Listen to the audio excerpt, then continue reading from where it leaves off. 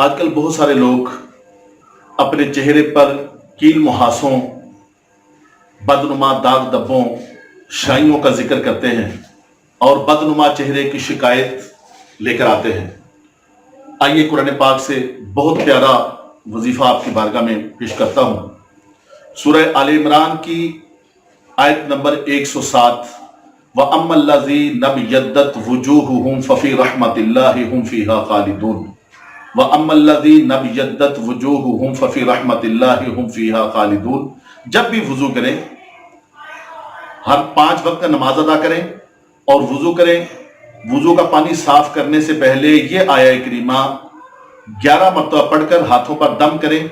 اور چہرے پر ایسے مساج کریں کہ جیسے کوئی تیل یا کریم وغیرہ کا مساج کیا جاتا ہے۔ انشاءاللہ تبارک و تعالی چند دن ایسا کرنے سے چہرے پر شائیاں، کیل محاسے ختم ہو کر آپ کا چہرہ روشن بھی ہو جائے گا اور نماز کی برکت اور وضو کا نور بھی انشاءاللہ تبارک و تعالی